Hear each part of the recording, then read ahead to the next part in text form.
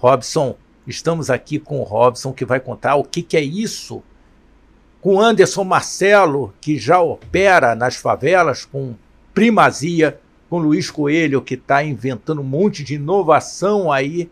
Então fica com a gente que vai ser bacana, hein?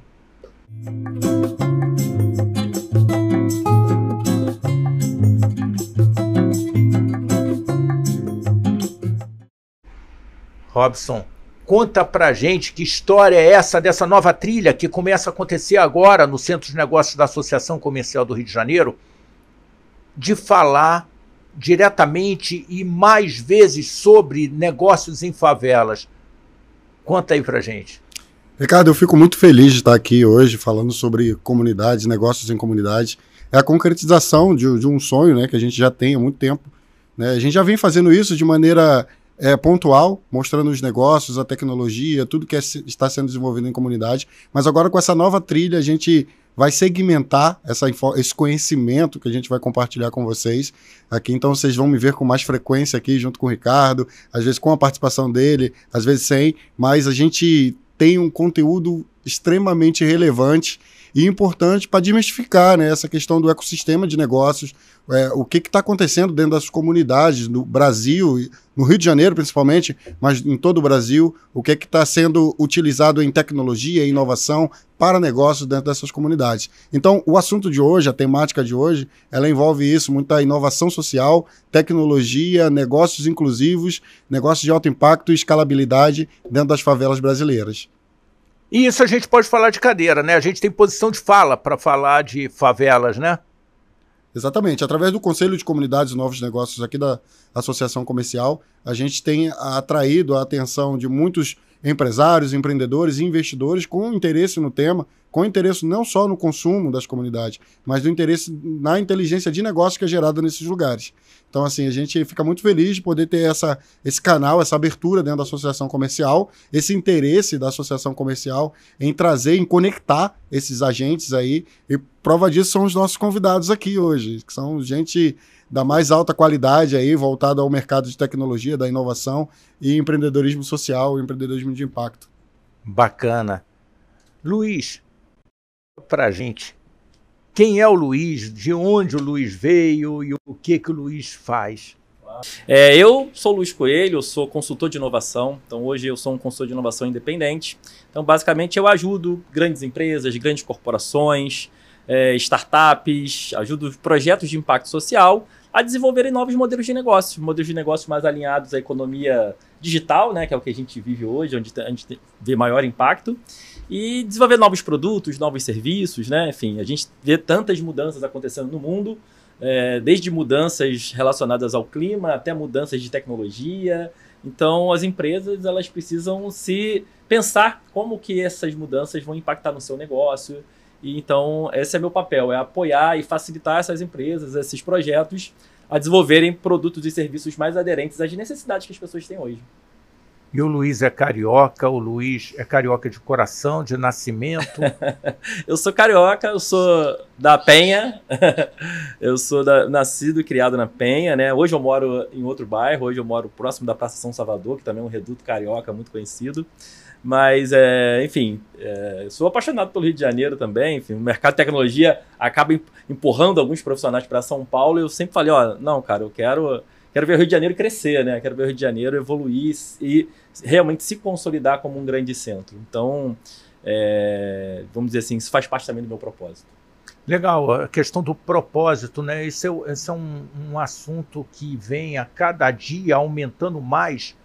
E a gente vê muito os jovens buscando alguma operação, algum negócio, alguma empresa que tenha propósito, para dizer, eu colaboro nessa construção.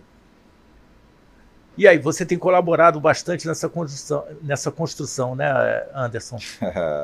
Obrigado aí pelo convite. Segunda vez, a terceira tem uma trilha aí. Quando a gente vai ter musiquinha. Vai ter musiquinha.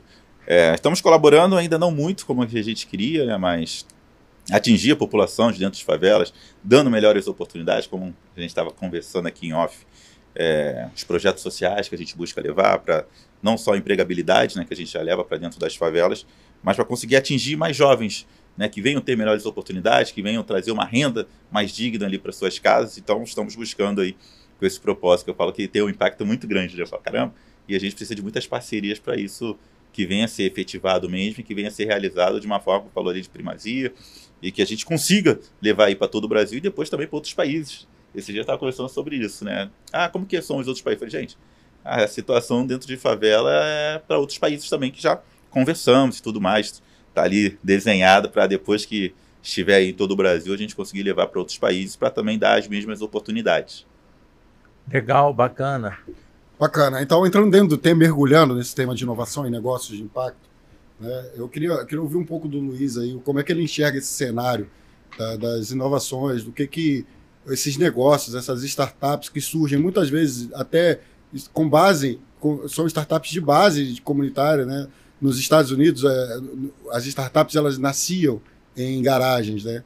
Aqui eu costumo dizer que nascem muitas em lajes, em vielas e becos e vielas, né? Mas ainda não é uma realidade plena, ainda não é mas já existe, né? Então eu queria que o Luiz desse a visão para o nosso telespectador aí, para as pessoas que nos acompanham, de como é que está esse cenário de inovação e impacto social no Rio de Janeiro e Brasil. Legal. Eu acho que o Anderson, né, e fico muito honrado de estar aqui dividindo esse palco aqui com ele, ele é um exemplo de que a inovação ela pode surgir e, na verdade, assim, a inovação ela precisa de cenários de escassez e limites, né, para que ela possa ter um terreno fértil e gerar novos produtos e serviços com valor, né? Muitas das vezes a inovação na cabeça das pessoas é algo inédito, é uma invenção, né? Mas não, a inovação muitas das vezes ela tem a ver com você dar mais acessibilidade a serviços que antes poucas pessoas tinham e agora mais pessoas vão passar a ter, né? Então, quando eu olho para o Delivery das Favelas, eu, enfim, fico muito feliz de ver um serviço como esse surgindo, ainda mais de uma pessoa tão competente e legal como você, porque eu acho que a inovação que o Delivery das Favelas está gerando é exatamente isso, é olhar para um cenário que tinha necessidades e está levando acesso a novos serviços para esse cenário, né? Então, certamente você tem muito a crescer, porque tem muitos lugares onde ainda precisam ter acesso a serviços de comodidade, né? Serviços que vão permitir que as pessoas, enfim, tenham mais igualdade, vamos dizer assim, desse ponto de vista. Ô, né? Luiz, e sabe uma coisa interessante que você falou? Às vezes a gente fica procurando algo disruptivo, que não existe em lugar nenhum do mundo. Agora com o ChatGPT, você vai lá, já existe ChatGPT. Já existe. Nossa, que chato. O gênio sabe que existe em Bangladesh. Então não dá. Não. Para. Tem muita inovação que é extremamente simples. E talvez eu possa dizer que quase certamente 50%, ou pouco mais 50% dos problemas do mundo são resolvidos com soluções extremamente simples, de custo muito baixo. Então, inovar, eu acho que passa por aí também, a gente olhar o simples e realizar, botar ele na mesa e realizar, né? Não, arrasou. Eu costumo falar isso, que inovar é realizar, né? Claro que as inovações disruptivas, né, que a gente chama, que mudam realidades, que criam novas economias, chamam muito mais a nossa atenção. Mas 99% das inovações, elas são inovações incrementais, que é você melhorar um processo, tornar um processo mais eficiente, mais eficaz, enfim, mais econômico. Então, tudo isso faz parte da inovação. E eu acho que a gente tem evoluído bastante nesse sentido.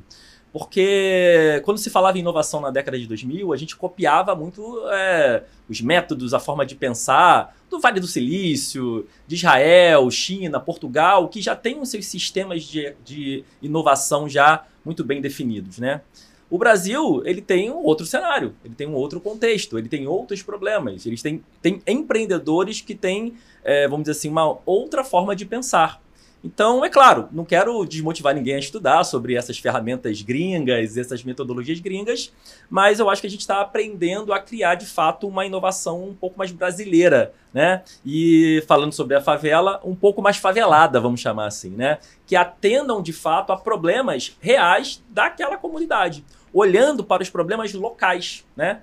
Porque eu acredito que todas as soluções inovadoras, elas começam resolvendo problemas locais para depois se tornarem globais. Então, acho que o empreendedor tem que conter essa ansiedade, né? Do tipo, peraí, já resolveu o problema do seu bairro? Já resolveu o problema da sua rua? Mas quer alguma coisa global, né? Então, eu diria que Eu venho observando que a gente tem evoluído nesse sentido, né? Através de programas oferecidos por instituições governamentais, por grandes empresas, né? Enfim, aqui o fato de a gente estar falando sobre isso aqui é um sinal que esse assunto tem ganhado, vem amadurecendo, né? A gente vem ganhando influência sobre isso. E você acredita, Luiz, que a preparação, na verdade, a capacitação, principalmente do favelado, das pessoas que são de comunidade, e o interesse delas estarem como parte desse processo, eu digo como sócio mesmo dentro de uma startup. Você acha que, porque até as startups, até o empreendedorismo de impacto, ele, em sua maioria, as pessoas que conduzem são de uma classe econômica mais privilegiada, né? Então, assim, existe alguma correlação da participação daquele cara que mora na favela dentro de um quadro societário de uma startup para o sucesso, ou isso não tem nada a ver? O cara da Zona Sul, o cara que não tem nenhuma proximidade com o problema, consegue resolver o problema? Olha, muito difícil. Todas as abordagens de inovação, elas pregam e já validaram esse princípio, que é de você colocar as pessoas no centro do processo, né? A gente falou sobre processo sobre propósito anteriormente, né? Por que o propósito é importante? Porque empreender é difícil. E uma dessas dificuldades você precisa compreender, de fato, validar o problema que você quer resolver. E como é que eu vou validar o problema que eu quero resolver sentado lá no meu escritório, no ar-condicionado, quietinho lá no meu canto? Se você não experimentou o problema, né? Exatamente. Se eu não vivenciar, se eu não compreender aquele problema de maneira até visceral, eu estou muito longe do problema. Então a chance de eu criar uma solução legal, mas que não vai resolver problema de ninguém, é muito grande. Logo, a gente não tem sucesso, né? Então, nada melhor do que termos no nosso quadro de pessoas associadas, sócios, né? Pessoas que vivem aquele problema. A gente observa que a maior parte dos empreendedores de sucesso são aqueles que vivenciam aquele problema. Então, por exemplo, se eu quero resolver o problema de pessoas sei lá, vivem problemas no trânsito, se eu nunca peguei um ônibus, se torna difícil. Sim. Se eu quero melhorar a vida de pessoas que querem ter os seus produtos, seus alimentos sendo entregues na sua casa, se eu não vivo esse problema, como é que eu vou conhecer a nuance deles? Entende? Então, é muito interessante ver empreendedores surgindo desses locais. Porque se, por um lado, talvez eles precisem assim, buscar talvez mais informações em universidades, apoios com financiadores, eles conhecem muito bem o problema. Eles já validam aquele problema nas suas rotinas, no seu dia a dia, né? Então isso é uma grande vantagem para eles. Então o Anderson está em vantagem, porque o Anderson conhece muito bem os problemas que o Delivery de Favelas tem solucionado aí e tem alcançado resultados significativos. E não à toa está atingindo sucesso, né? Sim, sim. Fala um pouco pra gente, Anderson, como é que tem sido essa jornada? Eu fico feliz. E de que comunidade você é? De que favela você vem para ter essa posição de fala, né? Eu acho que é importante para as pessoas também entenderem quem é que tá. Eu hoje não moro mais em favela, né? Mas eu já morei no Dona Marta, Santa Marta, né? Que é em Botafogo, e já morei no Complexo do Alemão. Então, duas favelas bem interessantes, né? Com situações diferentes. E quando eu montei minha primeira minibase foi em Duque de Caxias, uma favela que eu nunca morei, mas com liderança social e tudo mais. E hoje eu moro num lugar que não é favela, mas muitas das vezes ainda tem a deficiência também de receber produto, sem ser favela. Então, que bem legal, né? O que nós estamos fazendo, né? Então, eu tive a experiência de morar em favela, ou então um local que não é favela, mas também não chega um tipo de produto, e como que a gente vem para conseguir resolver. Essa semana teve uma pessoa de Porto Alegre. Eu vou te conectar aqui para você chegar aqui em Porto Alegre e tudo mais, tem deficiência do mesmo jeito. Mas deixa eu te perguntar, você só entrega se for nos centros urbanos que vai ter as favelas ou se for no interior? Eu falei, aonde tiver a deficiência de chegar um produto, nós estaremos. Então abre até mais, né, nossas oportunidades. Eu falo que hoje nós começamos dentro de favelas, mas não só dentro de favelas. Aonde tiver alguma deficiência que chegue o produto, nós queremos estar atingindo, e depois centro do Rio. É uma super oportunidade, a gente sabe que muitas das vezes não estão entregando com excelência. Então é onde a gente chega. Tem a parte de inovação, tecnologia, né? Falei ali, nossa tecnologia vai se aprimorar cada vez mais, mas como que a gente consegue, né? A pessoa veio de favelas, que existe aquela discriminação, o cara veio de favela, será que vai ter um negócio interessante para mim?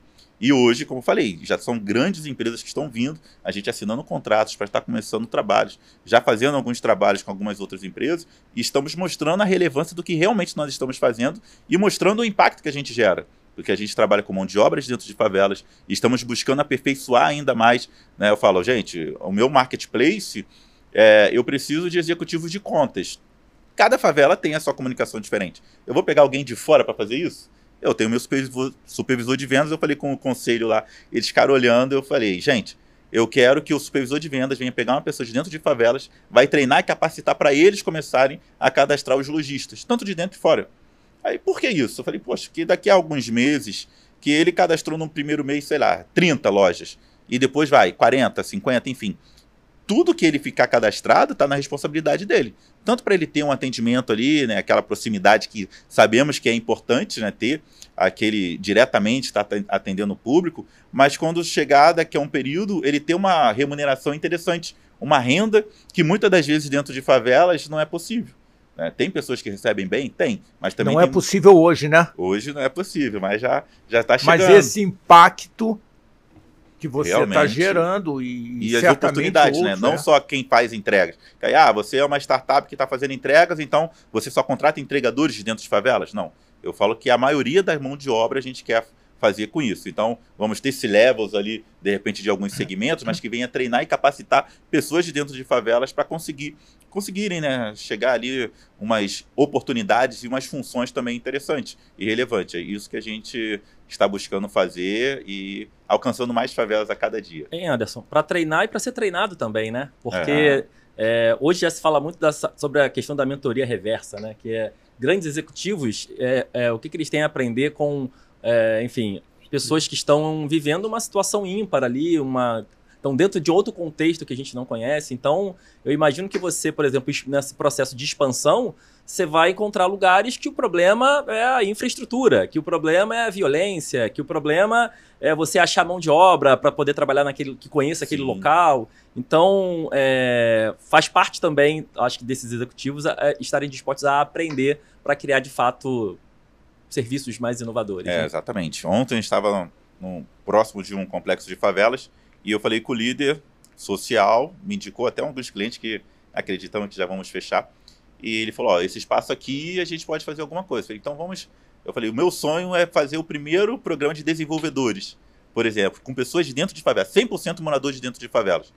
Aí ele, tem um espaço. Eu falei, então vamos buscar aí o patrocínio, computadores a gente consegue, mas conseguir dar essas oportunidades. Que imagina aquelas pessoas ali sendo formadas e levando, né, realmente para sua casa ali uma remuneração interessante, começando, independente da idade, não só jovens, mas às vezes tem uma pessoa de uma idade, né, uma faixa etária superior, que quer se recolocar no trabalho, não tem oportunidade, a gente sabe que por diversas situações... Que às vezes tem um talento, mas não conseguiu explorar ainda e vai ser através dessa oportunidade. Então a gente conseguir despertar, né, esse talento, que às vezes o talento está interno. Eu falo, gente, eu falo que eu tenho mais soft skills, né, do que a hard skills, mas as soft skills foram, né, com cada lugar que eu fui passando, e era engraçado que me colocava líder de alguma coisa, eu não imaginava por quê. Por que líder? Eu não sou capaz disso. Mas, às vezes, a pessoa, né, nem nós mesmos acreditamos no potencial que nós temos. E eu fico feliz por isso. Ou não percebe isso, né? Isso, não percebe, porque é do lugar que nós viemos. Porque a gente já tem tantas discriminações, então a gente acha que não vai ser possível a gente chegar num lugar interessante. E conforme a gente vai avançando, por que hoje, né, give back, fala, né, de devolver, por que hoje a gente não consegue fazer isso com outras pessoas? Né? Vou falar que tive sorte quando eu trabalhei pouco de carteira assinada, mas em cada lugar que eu passava eu tinha ali um cargo de liderança e não imaginava. Fui líder no Complexo do Alemão, eu trabalhei na obra do PAC. Aí quando eu fui trabalhar, eu era líder de uma equipe de pessoal de projetos. Aí beleza, entraram 2 pessoas, passaram 1 ou 2 semanas, a outra pessoa falou, cara, não vou ficar aqui não, saí. Só que ao invés de contratarem outra, não, me deram a equipe dele para eu tomar conta. Aí eu, caramba, já aumentei minha equipe, muita responsabilidade. Aí eu acho que o pessoal não satisfeito, não, vamos ver até onde o Anderson chega, me colocaram como um dos responsáveis das mulheres do PAC. Então foi aumentando, né? Poxa, saí de uma equipe de, sei lá, de 15, 20 pessoas, depois foi para 40, depois das meninas do PAC, eu acho que eram mais 40, mais ou menos. E como que a gente lidava, né? Tanto dentro da sala, da parte de projeto, mas quando eu ia em campo, o tratamento que eu tinha com as pessoas, a experiência, né, ouvir se alguém tivesse com problema. Então, justamente que eu falo que sempre as melhores coisas que eu absorvi de toda a trajetória, eu quero colocar na empresa. Eu conversei com um grande líder, que era de um grupo aí de empresa, que ele falou que ele estava com medo que a esposa dele ganhou neném, e ele não ficou só 3 dias. Eu acho que a empresa deu 30 dias para ele. E ele falou, caramba, eu como líder, como que vai ser quando eu voltar? Será que já vão me tirar e tudo mais? Eu achei que era experiência interessante. Eu falo, poxa, até as mulheres, né? Elas ficam 5 meses. Poxa, a criança com 5 meses, a mãe já vai ter que voltar. E são 4 meses, se eu não me engano, e 1 mês que seria, acho, das férias. Eu falo, não, isso teria que aumentar. Então, como que eu desenho isso para minha empresa? Ainda somos pequenos, mas eu já quero começar desde pequeno, começar a valorizar as pessoas, né? Porque o maior ativo que nós vamos ter nas nossas empresas são as pessoas. Se elas não estiverem bem, tiverem com algum tipo de problema, a gente sabe que elas não vão ali dedicar os seus 100%. Tiver problema, acabou, não tem como. E aquela história, né? O que é uma empresa se não um agrupamento de pessoas que estão focadas em um objetivo comum, né? A empresa não é você, a empresa é você e a turma que está junto contigo, Exatamente. né? Eu sozinho não consigo. Não consigo negociar com o cliente, não consigo cadastrar na plataforma, não consigo fazer a entrega, não consigo ficar abrindo mais lojas, porque eu falo, hoje a gente conversa com diversas empresas, pequenas, médias e grandes. Então, como que eu consigo? Eu tenho que treinar alguém para então conversar com as pequenas e médias, eu ficar só com as grandes, aí tem que conversar com investidores, eu tenho que conversar com investidores, então eu tenho que policiar, né? Eu falo que 24 horas hoje está difícil, né? A gente vai dormir de madrugada, trabalhando e tudo mais, e precisamos formar pessoas. Se a gente não confiar, a gente não vai conseguir delegar algumas funções e a gente também vai se limitar. A gente poderia crescer uma forma 10 vezes mais, mas não vai conseguir crescer porque a gente não consegue confiar. Também ainda tem essa situação, né, de confiar e ver quem pode colocar ali qualificado ou que nós venhamos treinar aquela pessoa que venha... não, então ele vai abrir uma outra empresa. Tem isso, né? O medo, né, do empreendedor. A formação, né? Exatamente. Eu acho incrível, assim, eu fico muito feliz de ouvir, a gente está numa temática falando sobre negócios em favelas, e eu vejo o Anderson, primeiro, é uma startup, né, tem sua base na tecnologia, desenvolvimento de tecnologia, isso é muito legal, assim, isso é diferente do que a gente apresenta, do imaginário das pessoas, quando a gente, pelo menos, fala sobre um conselho de negócios em comunidade. As pessoas já vão para a barbearia, para o açougue, para os negócios que são mais convencionais, e falando sobre cultura, né? E o processo de cultura do Anderson está direitinho, porque no processo inicial de uma empresa, a cultura que fica é a cultura do CEO, ela é a primeira cultura realmente que chega na empresa, né? E a atração de talentos, ela está com base nisso, naquilo do que você acredita. Então, assim, ver traços de grandes organizações, eu, como vocês sabem, eu sou bolsista na melhor escola de negócios da América Latina, que é a Dom Cabral, e o conteúdo que eu estou adquirindo e assimilando nessa instituição é justamente esse. Eu identifico na estrutura do delivery de favelas um posicionamento estratégico ligado a toda a gestão da empresa, que é top de linha, é o que as grandes empresas estão fazendo aí fora. Então, assim, eu fico muito feliz em observar isso e ver que as empresas que levam o nome favela, elas estão nesse grau de profissionalismo, né, e olhando para o futuro, e olhando para o seu desempenho, olhando para o seu autoconhecimento, se conhecendo, como o Luiz mencionou, né, aprendendo com tudo aquilo que ela tem entregado, com a sua participação no mercado, com as pessoas que estão chegando, com a própria comunidade, com todos os players. E eu fico muito feliz nisso. Eu queria dar os parabéns mais uma vez e dizer que eu me espelho muito e estou esperando o dia que você vai me convidar aí para fazer parte do time. Na verdade, Robson, acho até que empreendedores como o Anderson têm essa vantagem, né, competitiva comparado com outros executivos ou investidores, vamos dizer assim, investidores profissionais, né, que estão buscando boas oportunidades para investir em empresas. Porque já nasce com esse DNA do empreendedorismo social, né, que eu acho que ao longo do tempo, eu espero que o mercado todo se conscientize que todo empreendimento é um empreendimento social. Por isso que o Ricardo falou. Ou deve ser, né? Se não é, deve ser. Pois é. Se o foco não está aí, para começo de conversa, você está contratando outros, como a gente acabou de falar, né? Exatamente. Então, eu acho que empresas com fundadores como o Anderson já surgem dessa maneira natural, enquanto outras empresas grandes empresas precisam procurar, por exemplo, profissionais como eu para criar, quero criar um programa de sustentabilidade, um programa de ESG, um programa para a gente ter ações de ODS dentro da organização. Black Founders. Tudo isso está dentro da fala do que o Anderson acabou de ter. Qual é esse universo, Luiz? Você que tem um leque mais aberto de possibilidades de inovação, né? Qual é esse leque? Que ecossistema é esse, né, Robson? Que ecossistema é esse? Quem, há algum tempo, lá atrás, no Conselho de Jovens, a gente falava muito que o brasileiro, de uma forma geral, é empreendedor, mas é empreendedor por necessidade. O camarada, pô, tio, aquela carrocinha de pipoca tá aí? Tá lá atrás, toda suja. Pô, deixa eu vender lá uma pipoca na saída da escola. Tá bom, vai lá, arruma lá e vai vender. É por necessidade. Se ele pudesse não fazer, ele não faria. Então ele ia com essa carrocinha de pipoca. Eu acho que a coisa subiu alguns degraus. Uhum. Tem ali a base tecnológica do Anderson. Quais são os outros que estão bastante disponíveis e a gente pode olhar assim rapidamente, uma turma que esteve conversando conosco, de Dubai, falando, interessado em trazer a turma das favelas para desenvolver sistemas. Será que não é um caminho? Quais são esses outros que orbitam aí? Sim, sim. O brasileiro é muito empreendedor, ele é muito criativo. Mas o Brasil, infelizmente, é um dos últimos no ranking de inovação, se a gente olhar para a OCDE, para os principais países do Ocidente, né? E por que isso acontece? Porque existem outros atores que precisam contribuir para que a inovação, de fato, possa ser, vamos dizer assim, solidificada, implementada e ampliada, né? Além da sociedade civil, que é como, por exemplo, o Anderson está representando aqui, né, um empreendedor que surgiu da favela, que veio da sociedade, nós precisamos do apoio, por exemplo, das universidades.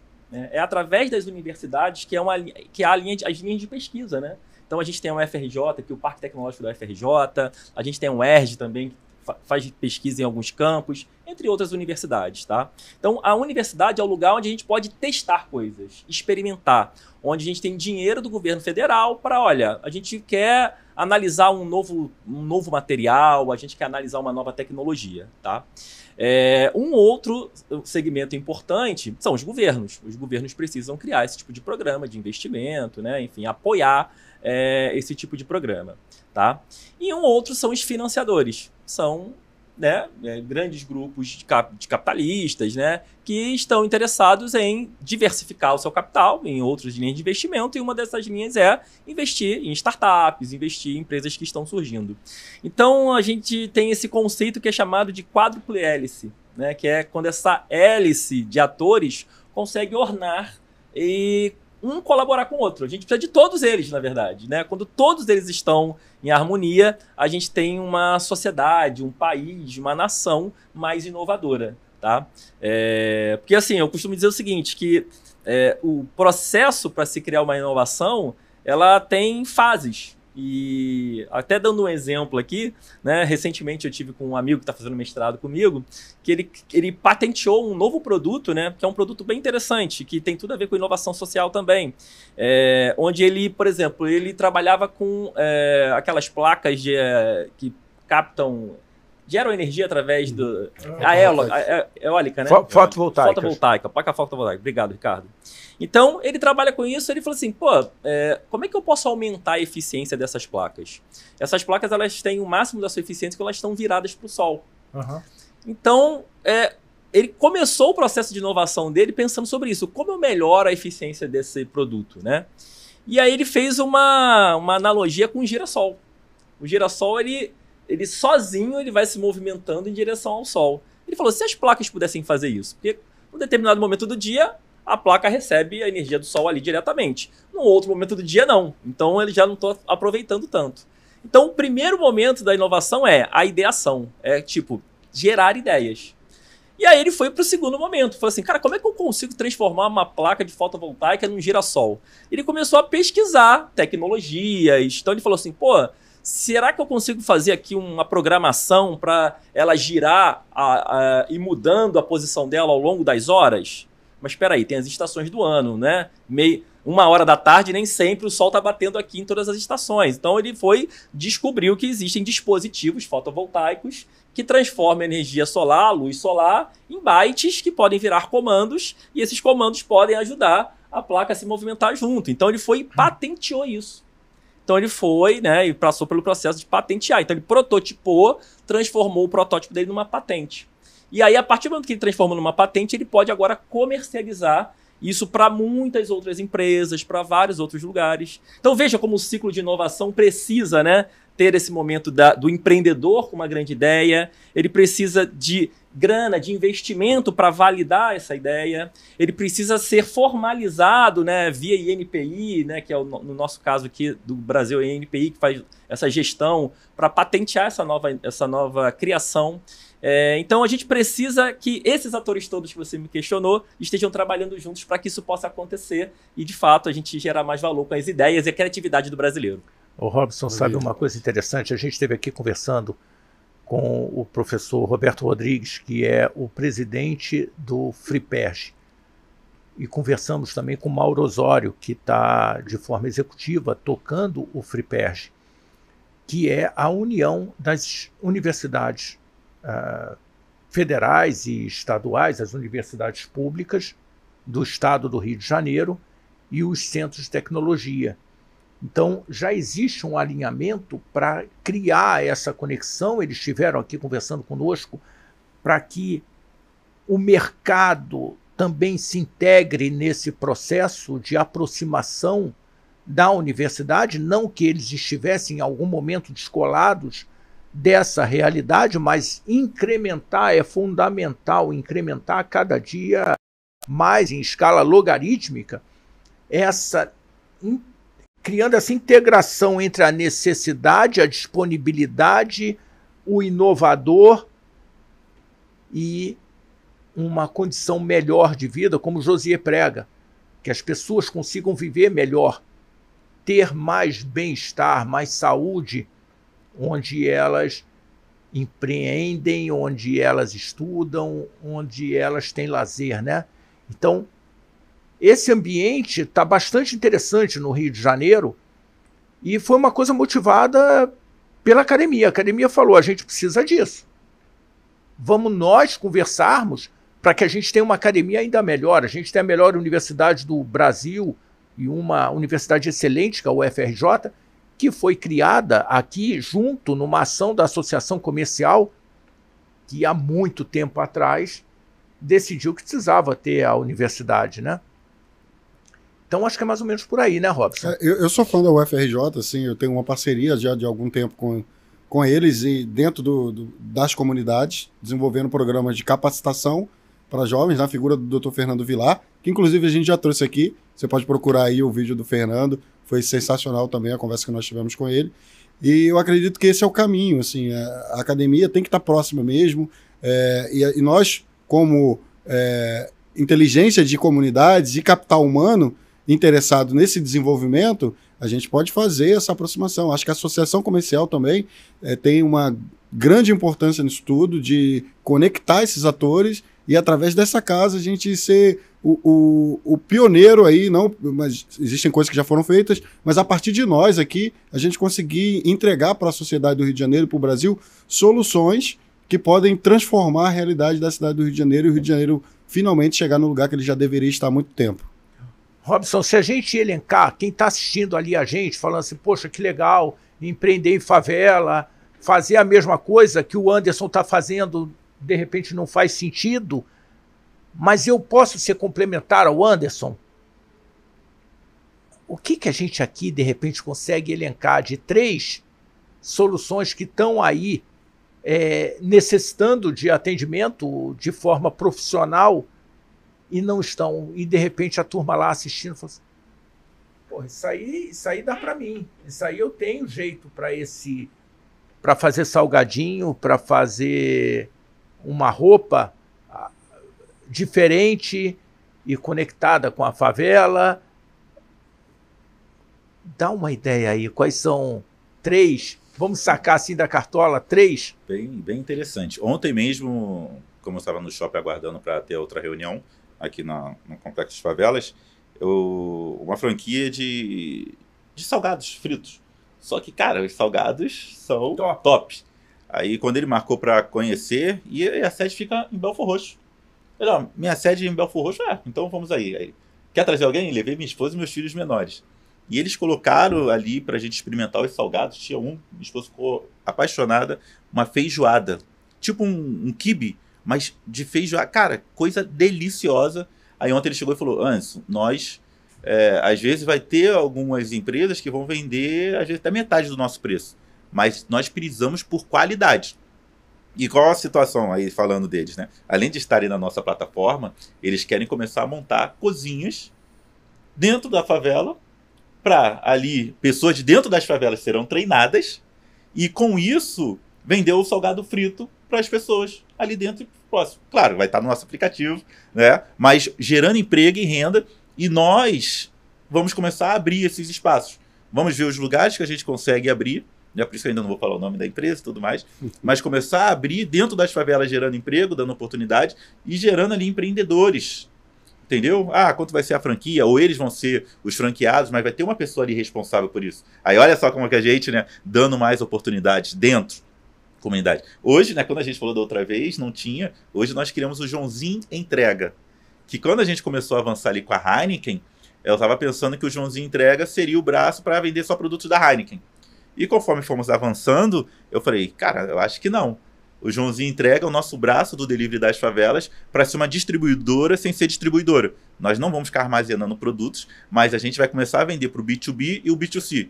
Ou vender para o lojista, né, de dentro da favela e o cliente final. O lojista eu vendo por um preço bem mais interessante para começar aquele lojista a ter produtos de qualidade lá dentro. E para o cliente final a gente vai vender ali a Heineken, então vai vender o produto gelado, a Kraft Heinz, então vender ali alguns produtos, mas com o foco de ajudar esse lojista de dentro das favelas, não precisar sair da favela para ir, por exemplo, no atacadão, que gasta tempo, né, filas, e ele conseguir comprar e receber na casa dele. Então a gente está buscando ali desenvolver várias outras situações, já está desenhado, mas eu falo que o Joãozinho já é algo real, né? Então o Joãozinho, a gente fala, foi bem legal quando a gente começou a falar com a Heineken, que o nome, né, Joãozinho, não é Joãozinho, é Joãozinho Entrega. E eles ficaram rindo e tudo mais. É uma pegada aí que tem bem legal. Então, eu falei, a gente nem divulga direito o Joãozinho, mas está lá como nosso parceiro. E foi nós que criamos, né? Nós criamos esse braço. Poxa, o cara veio de dentro de favelas, o delivery das favelas já é algo que eu vejo muito grande no futuro, porque nós somos bem agnósticos, né? Então, não é só a parte de alimentação que vai ter na nossa plataforma. Vai ter e-commerce, vai ter varejo, vai ter farmácias. Então, tudo que a pessoa quiser comprar daqui a alguns anos é isso. Tudo que a pessoa quiser comprar de dentro das favelas ou proximidade, primeiramente, eles vão pensar no delivery das favelas. Será que o nome vai mudar depois se pegar fora? Não sei. A gente já tem alguma coisa desenhada também para isso. Mas a gente já pensou em todas as situações para ser referência. Mas a gente primeiro quer ser referência dentro de favelas e as proximidades. Então, já falei duas situações, né? Esse da parte ali, né, dos salgados, a parte do Joãozinho Entrega, que a gente mesmo conseguiu desenvolver. Então, é uma situação que a gente vai gerar mais empregos também, porque o Joãozinho e o delivery das favelas é diferente, né? São complementares ali. Então, o que for distribuidora, então hoje a Kraft Heinz, M. Dias Branco daqui a pouco vai entrar no Joãozinho, a gente está vendo outras distribuidoras que tudo vai entrar ali para a gente ter os melhores preços para vender. Então, a pessoa não vai... O lojista, né? Então, a gente, além de atender, porque eu falo que hoje o nosso protagonista são os moradores de favelas, lojistas, moradores mesmo, e a gente precisa levar benefícios, né, para eles conseguirem adquirir algum tipo de produto, de ter facilidade, praticidade, né, para ajudar no dia a dia. Poxa, ir no mercado, quando minha esposa chama para ir no mercado, eu enrolo, né? Às vezes, tô correndo. Opa, ela tá ouvindo, hein? Não, ela agora já vai entrar assim, não sabe. Enrola não. Ou então agora os supermercados tem aquela parte do cafezinho. Aí o que eu faço? Pego meu fone de ouvido, ou eu estou ouvindo um podcast, ou estou fazendo uma reunião ali, tomando meu cafezinho, esperando ela finalizar ali o que ela precisa comprar. Mas a gente fala que o tempo hoje, né, otimizar o tempo, eu acho que é um dos bens mais preciosos que a gente tem. Então, às vezes, você fazendo qualquer tipo de negócio, hoje otimizamos o tempo para conseguir estar aqui. Porque senão, né, a gente não ia conseguir organizar. Eu falei, já tem outra reunião no centro do Rio. Eu falo que para eu sair de carro hoje, Eu programo para ter o máximo de reuniões possíveis no mesmo dia, se for presencial. Se for online, cara, tem dias que eu almoço, eu ainda tenho que começar a mexer nisso. Tem dias que eu almoço em frente ao computador, que eu estou trabalhando, aí acabou uma reunião, 10 minutos, então tem que comer rápido. Então eu preciso ainda otimizar mais o meu tempo para eu sair, ir para a mesa, sentar com a minha família no horário do almoço, direitinho, né? Então a gente sabe que é o nosso bem mais precioso. Mas como que a gente vai levando mais oportunidades? Nós buscamos, projeto social. A gente, qual eu falei dos desenvolvedores, é mais uma situação de benefício que a gente está levando para dentro da comunidade. Né? O nosso jargão principal é: a sorte não bate na sua porta todos os dias, mas o delivery das favelas sim. As pessoas, caramba, é interessante. Só que agora a gente tem a nossa frase final das apresentações: o impacto que geramos vai além das entregas, as entregas que fazemos vão além da inclusão social. Porque eu falo, gente, eu faço entrega, mas não é na entrega que eu estou impactando. São com oportunidades que a gente está gerando, conseguir pegar algo de qualidade e levar para dentro de favelas, pegar um lojista de dentro da favela, hoje ele conseguir vender para qualquer lugar do Brasil, estando na nossa plataforma, isso são situações valiosas. Você está ampliando, você falou duas. Um distribuidor isso. E falou... Uma cozinha coletiva, compartilhada? Uma cozinha pode ser uma Dark Kitchen, mas com os produtos mesmo que eles têm. Ele é muito chique, né? Ele tem um nome. Ele tem uns nomes extraordinários, mas eu acho que passa muito por aí. A roupagem que a gente dá também faz muito sentido. Conta aí uma. O Anderson, né? Ele tem, na verdade, 2 grandes clientes, né? Que é o usuário final e esses comerciantes. Cara, certamente esses comerciantes têm muitos problemas, né? Você falou alguns, mas, por exemplo, às vezes a parte de pagamento é algo muito complexo para o comerciante gerir, propor várias formas de pagamento. Ele está colocando um negócio na minha boca que eu não posso falar ainda. Né? O Rio de Janeiro, inclusive, é um grande polo, quando a gente fala sobre desenvolvimento de startups, né? É um grande polo de fintechs. Então, o Anderson, além de ser uma empresa de delivery, eu estou olhando para ele, mas ele não me contou nada disso. Mas certamente ele tem, vamos dizer assim, a oportunidade de fazer alguma parceria com alguma fintech ou de montar a sua própria fintech para agilizar toda a forma de pagamento, os trâmites de pagamento desses comerciantes, né? Enfim. Então, vejo também uma possibilidade por aí. Mas, enfim, aonde tem problema tem oportunidade de negócio. Você que está assistindo a gente, eu falo isso repetidas vezes porque é importante que a gente tenha essa consciência. Você não vai mudar a sua realidade no tamanho que você precisa mudar sozinho. Você não vai mudar a sua realidade sozinho. É muito importante que você esteja num grupo. E um grupo que pode ser diferente de você, da sua operação, ou não. Ou não, pode ser muito parecido. Eu atuo muito no segmento que eu participo, empresarial, que é o segmento de energia, o segmento de qualidade do ar. Eu atuo com pares que competem comigo. E isso me faz crescer. Então, pensa de vir para esse time, a turma aqui é muito competente, né, Robson, né, Anderson? É muito competente. O que a gente precisa é de mais braços. E com mais braços, a gente muda o mundo. Exatamente. Você vê o que o Luiz está dizendo aqui, né? O que o Robson, o Anderson está dizendo, e ele já aqui se coçando, que ele quer contar alguma novidade, mas eu acho que vai ser no próximo podcast. Se adianta, porque senão o Anderson vai fazer todo o processo sozinho de transformação nas comunidades, porque ele está se mexendo. Se mexe você, vem conversar com o Anderson, vem conversar com o Luiz, vem conversar com a gente, com o Robson, porque talvez parte da solução do seu aqui. É interessante, aí eu vou falar, né? O Luiz, com essa parte de inovação, né? Eu tenho DCA, que aí o bom que eu falo hoje vai ficar registrado, depois eu vou ficar assistindo para ver quanto tempo que eu demorei para criar. Mas a gente tem a situação de criar um banco com juros justos para quem é de dentro de favela. Não é um banco qualquer. Então, aí a gente tem bem desenhado, né? Para conseguir o comerciante ter benefícios, né? Como que você falou, porque realmente tem gente dentro de favela que não tem conta. Até hoje. Entende? Se eu fui pagar com Pix, comprei um negócio, tem até que voltar lá para pagar. Comprei uma lâmpada.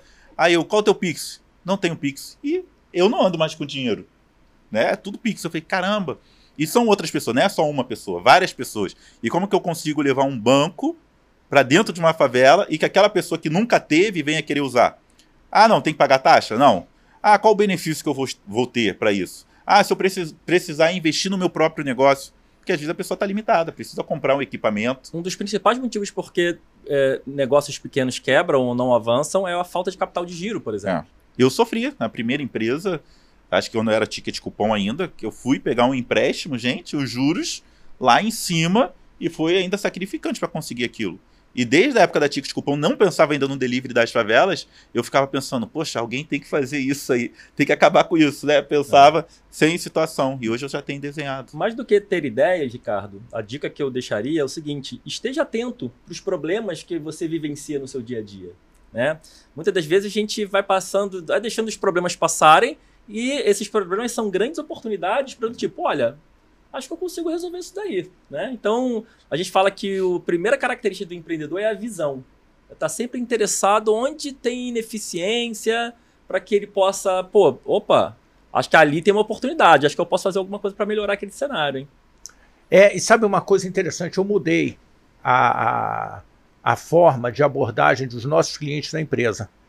E eu tenho falado com a equipe para ouvir qual a dor do cliente antes de propor a solução. Porque a gente também, de uma forma geral, acha que tem a solução, ou que a solução que você tem é a que vai resolver o problema dele, não necessariamente, não integralmente. De repente, ouvindo, você faz um mix de solução, ainda mais que eu sou prestador de serviço, eu não tenho um produto formatado. O cara tem um problema num hospital que precisa resolver. Como é que eu resolvo a qualidade do ar? Não tem saída de ar externo? Me traz qual é o seu problema. Me explica o que isso está acarretando, como é que funciona. E talvez, numa visão mais holística, a gente consiga entregar uma solução que se enquadre. Então, fazendo uma colaboração com a sua ideia, Luiz, que as pessoas, quando ouvirem a tia lá na favela reclamar de alguma coisa, porque o brasileiro é muito de reclamar, né? Uhum. Reclamar de alguma coisa, tia, mas tá bom, como é que isso seria legal para você? Como assim, menino? Não tem condição de ser legal? Não. Como é que seria? Vamos fazer com o exercício. Pega aquele bolinho lá que a senhora fez, vamos pensar juntos aqui. Ah, seria legal se algum garoto, assim como você, subisse e entregasse aqui as coisas para mim. Ou que tivesse alguém que levasse esse lixo lá para baixo, porque não ficasse essa mosca aqui na minha porta dias e dias e dias até cair um temporal e o temporal levar. Aí você volta para casa e vai pensar na solução para resolver o problema dela, que resolvendo talvez o problema dela, você resolve o seu. Não, Anderson? Exatamente. Essa situação, eu falo que hoje eu sou muito apaixonado pelos problemas, né, do que a própria solução. E com isso desenvolvendo. Pensando em pessoas dentro de favelas, a gente sabe que ainda a alfabetização ainda é complicada, né? De tanto jovens como pessoas mais velhas. E como que eu resolvo como que a pessoa vai usar um aplicativo?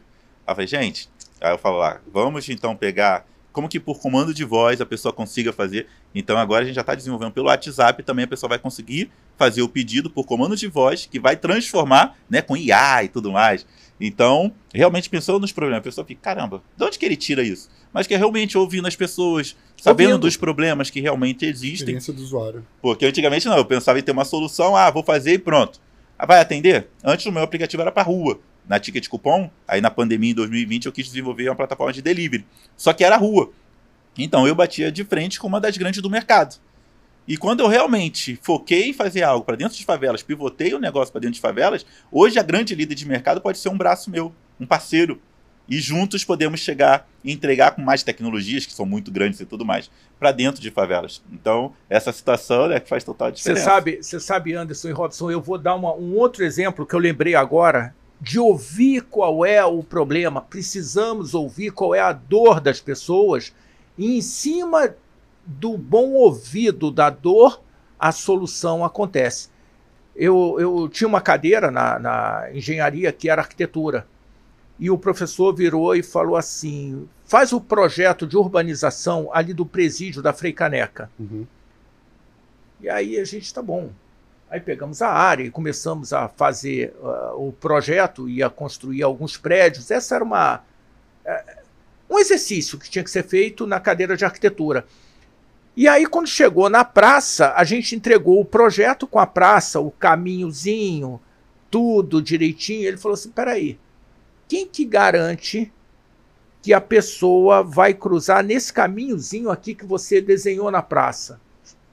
Ué, imagina, sei lá, 20 e poucos anos. Falou, ué, porque o caminho é esse, ele vai andar por onde? Ele falou, não vai. Vai visitar as praças que você vai ver quantos caminhozinhos existem, e o caminho de rato, aquele caminho que as pessoas acabam fazendo em cima do gramado, é completamente diferente daquele caminho. Então ele falou, praça, você faz a praça, abre a praça e espera ver qual é o caminho que as pessoas vão decidir andar. Aí você vai lá, 1 ou 2 meses depois, e monta o caminho em cima do que já é padrão, porque você não sabe de tudo. Eu acho que passa por aí, né? E é isso que a gente precisa sacudir para entender como é que o Rio de Janeiro vai sair da posição que está para a posição que ele precisa ir. Eu acho que é nessa direção, Ricardo. É olhar para o que já foi feito, é olhar como o Rio de Janeiro se comporta, como a população se comporta, fazer todo o exercício que o Luiz mencionou, que o Anderson faz na startup dele, é parar um pouco de olhar para o exemplo de fora. Vou trazer tecnologia de fora. Porque lá em Israel, porque lá onde você quer que seja, funciona. Isso também vale para políticas públicas, né? Vale muito para a política pública. Então, assim, se você olha para a nossa sociedade e tenta espelhar nossas necessidades no europeu, fica um pouco difícil, né, de conseguir construir soluções, de dar uma resposta imediata aos problemas que existem e permanecem no Rio de Janeiro. Porque são problemas muito antigos. Assim, quando você pergunta a qualquer carioca quais são os problemas da cidade, na hora, violência. Né? Quais são as soluções das cidades? Essa é a pergunta que tem que estar na mesa, né? Exatamente. Como é que a gente, olhando para a nossa experiência como morador dessa cidade, como que a gente contribui para trazer essa solução? Não ficar trazendo especialista de fora. Eu acho que tem todo um conhecimento em cima do especialista, mas eu acho que quem entende, costumo dizer isso, né? Quem entende da favela é o favelado. E quem entende do Rio de Janeiro é quem está aqui dentro do Rio de Janeiro vivenciando isso. Então acho que a gente precisa valorizar isso, esquecer essa síndrome de vira-lata, de achar que a gente não tem valor, de achar que a gente não tem inovação em favela, de achar que a gente não tem capital intelectual suficiente para conduzir e solucionar os problemas que a gente tem aqui. Então acho que o que a gente precisa é justamente se unir, né? Essa provocação que você faz sempre, chamando as pessoas para estarem junto. Eu acho que será feito, né, naturalmente. Eu acredito que o processo evolutivo ele tá se concretizando. A gente vai fazer, né, mas fazendo junto é mais rápido, é mais eficiente. Então a provocação é essa. Vem e faça parte aqui junto com a gente. Você sabe que eu vi um ministro parando um processo de compra de equipamento de defesa de Israel e fiquei pensando, mas por que ele parou? Os caras são bons e tudo. Peraí, quem é que conhece melhor de favela do que a turma do Rio de Janeiro para criar soluções de equipamentos de defesa, de controle das situações? Porque a gente costuma dizer que a favela é um problema. Não, a favela em si, o problema da segurança é de um grupo muito pequeno que toma aquela condição da irregular ou difícil de vida de quem mora na favela e vai para o lado do mal e constrói um império do mal ali dentro. Então o problema não... A grande maioria das pessoas que moram na favela, a grande maioria esmagadora é gente do bem. Quem sabe nós não tenhamos que olhar mais para dentro, mais do que o reflexo desse ministro ter bloqueado ou parado esse processo de compra, talvez seja o espaço da gente olhar, até mesmo como política pública, olhar mais para a gente. Qual é a solução? Vamos fazer um hackathon aqui na favela para buscar a solução, para minimizar. A gente está discutindo. Não pensa que eu estou chamando só você, não. Eu estou chamando muita gente, tem muita gente vindo. Então, não perca seu tempo. Vem para esse jogo. Porque a gente estava discutindo aqui mais cedo de problemas de fornecimento de energia, diversos problemas que acontecem na favela, e tem muita gente vindo para a gente discutir esses problemas. Quem sabe parte do caminho não seja esse de incentivar a galera que está lá, achando que não tem solução muito para ele, porque na hora que ele desce para o asfalto para procurar um emprego, ele não consegue. De lá, ele pode trazer uma solução, e se ninguém te ouve, eu estou pronto para te ouvir. O Robson está pronto, o Josier é um cara extraordinário, está pronto, mas tem mais, pelo menos 25 líderes aqui, tocando conselhos empresariais nos mais diversos segmentos, para ouvir você e talvez dar o braço e falar assim, vamos juntos. Não necessariamente com dinheiro, né, Robson? Não necessariamente com dinheiro, porque como meu avô dizia, o dinheiro do homem está aqui, não está aqui no bolso. Pensa nisso. Isso aí. Obrigado, Ricardo. Eu queria finalizar dizendo que me sinto honrado mais uma vez de estar aqui com pessoas tão importantes para mim, né, e para o cenário de negócios de impacto e inovação aqui no Rio de Janeiro.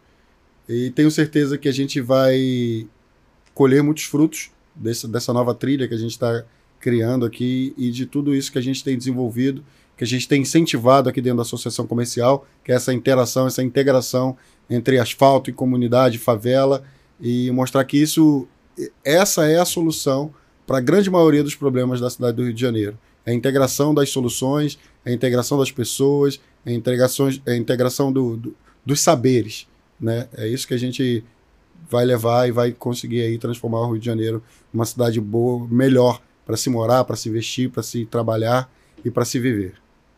Legal. Eu agradeço também, fico honrado aí pelo convite, né? Vou aprendendo com vocês, cada dia vou absorvendo. Sempre é bom, né, estar com um grupo assim tão legal e que a gente venha discutir situações que venham a ser para melhorar a sociedade em si. Então, fico honrado aí, muito obrigado. Legal.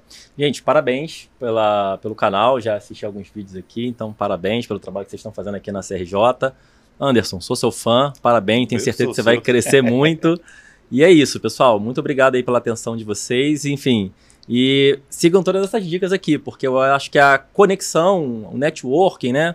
Antigamente eu não dava muito valor para o networking, mas o networking ele abre acesso para que você possa aprender mais, estar para aproveitar novas oportunidades, né? Estar diante de novas oportunidades, enfim. Então abre muitos caminhos, enfim. Então estejam aí, não só aqui na CRJ, mas em outros lugares e eventos que você possa estar aprendendo mais sobre inovação, empreendedorismo e principalmente inovação e empreendedorismo de impacto, que eu acho que é o nosso tema principal aqui, o que a gente está precisando para a nossa sociedade. Obrigado. Fica à vontade de escrever lá no chat, escrever lá nos comentários as suas ideias, por mais loucas que você possa imaginar.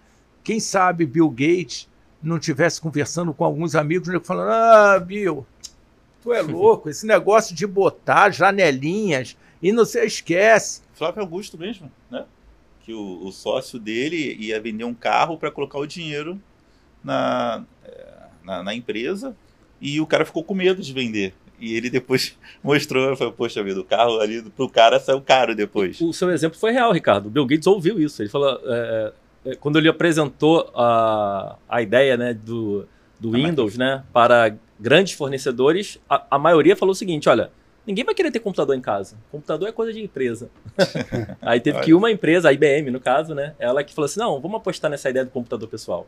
Então, isso que você falou é verdade. A vontade de falar disso não para, né? Mas mais uma. Você imagina Santos Dumont, o que ele ouvia quando lá em Petrópolis ele estava e falava assim, mas dá pra gente voar. Lá vem aquele cara com síndrome de passarinho, ele acha que vai voar. Imagina, não existia. Que inovação maior foi essa? Que inovação maior foi essa para as nossas vidas? E foi aqui no Rio de Janeiro. É verdade. Foi aqui no Rio de Janeiro. O primeiro voo que cruzou o Atlântico Sul pousou aqui na Marechal Floriano. Hoje, Marechal Floriano. Não imagine que você está viajando ou criando uma coisa que todo mundo vai rir de você. Porque talvez tenham muitos que venham a rir com você mais à frente. Então fica com a gente que tem muito mais aí. Vamos discutindo e maratona lá os vídeos que a gente tem. Tem bastante coisa para você ver.